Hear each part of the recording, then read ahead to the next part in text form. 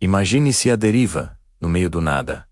O azul infinito do oceano a estender-se, até onde a vista alcança, e o sol impiedoso, a queimar a sua pele. Você é o único sobrevivente de um terrível naufrágio. Esta é a história de um homem que enfrentou o impensável.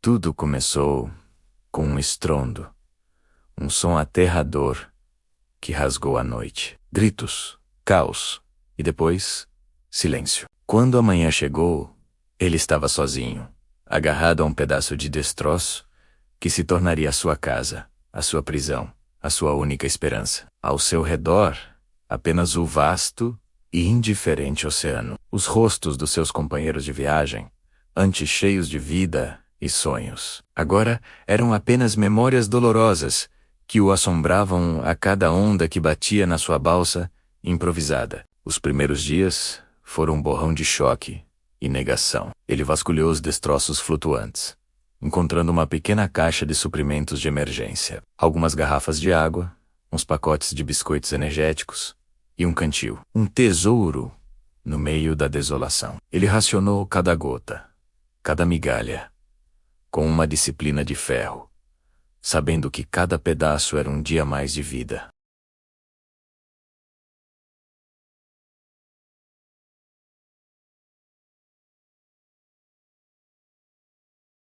A solidão era um monstro próprio. Durante o dia, o silêncio era ensurdecedor, quebrado apenas pelo som das ondas e pelo grito ocasional de uma gaivota distante. Uma promessa cruel de uma terra que nunca chegava. À noite, sob um céu incrivelmente estrelado, a imensidão do universo apenas reforçava o quão pequeno e insignificante ele era. Ele falava sozinho, contava histórias, cantava canções desafinadas, qualquer coisa para preencher o vazio e afastar a loucura que se esgueirava pelas bordas da sua mente. Os dias transformaram-se em semanas. A pele, antes bronzeada, agora estava queimada, rachada e dolorida. Os lábios, gretados, sangravam.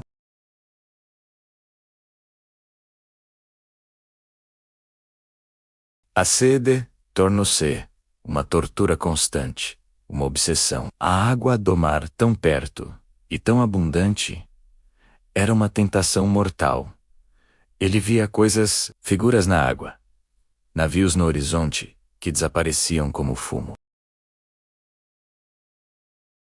Eram miragens, alucinações nascidas da desidratação e do desespero. Uma vez, ele jurou ter visto o rosto da sua filha a sorrir-lhe das ondas, chamando-o. Ele estendeu a mão, o coração a saltar, antes que a realidade fria o trouxesse de volta. Era apenas o sol a brincar com a sua mente exausta. O desespero era uma maré que subia e descia. Havia momentos em que ele simplesmente queria desistir daquecer rolar da balsa e entregar-se ao abraço frio do oceano. Seria tão fácil, o fim da dor, da fome, da sede. Mas então, algo o impedia. Uma memória, uma centelha. A imagem da sua família à espera em casa. A promessa que fez a si mesmo de que voltaria. Essa pequena chama de esperança, por mais fraca que fosse, recusava-se a apagar. Ele aprendeu a ler o céu, a observar as nuvens em busca de chuva. E quando finalmente choveu, foi como um milagre. Ele abriu a boca para o céu, deixando a água fresca lavar o sal e a agonia. Usou um pedaço de lona para recolher cada gota preciosa, enchendo o seu cantil e o seu coração com uma gratidão avassaladora. A chuva trouxe vida. Com a energia renovada, ele improvisou uma linha de pesca com um fio solto da sua roupa e um pequeno gancho de metal que encontrou.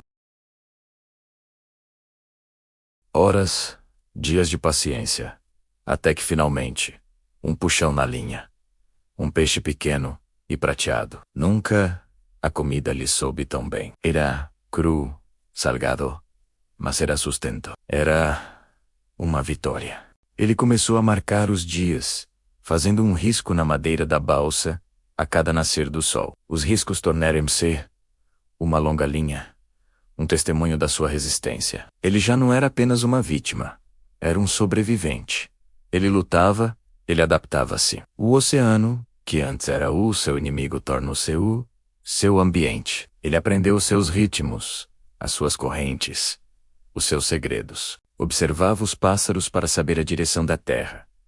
Estudava os padrões das ondas. Numa tarde, quando a sua esperança estava novamente no seu ponto mais baixo, ele viu. Não era uma miragem desta vez.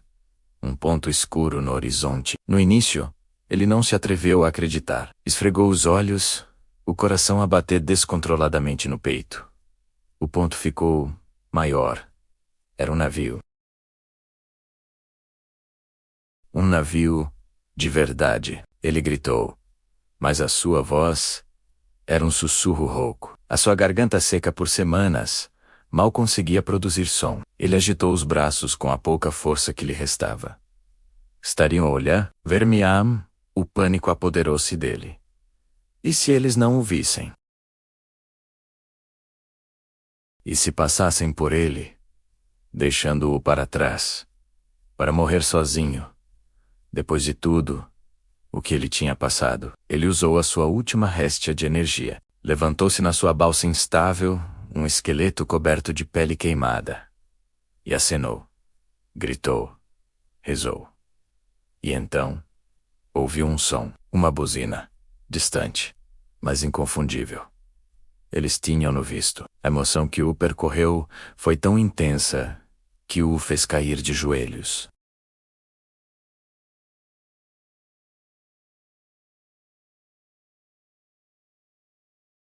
Não eram lágrimas de tristeza, mas de alívio, puro e absoluto. Enquanto o navio se aproximava transformando-se de um ponto, numa estrutura maciça de metal, ele olhou para trás, para o oceano que fora sua casa e o seu carrasco.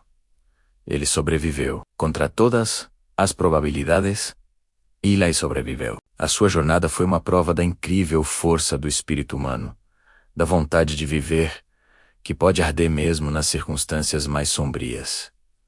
Ele estava a voltar para casa. Esta história lembrou-nos que mesmo no meio do desespero mais profundo, a esperança pode ser a âncora que nos mantém à tona. É um testemunho da nossa capacidade de resistir, de lutar e de encontrar força quando pensamos que já não temos mais nenhuma.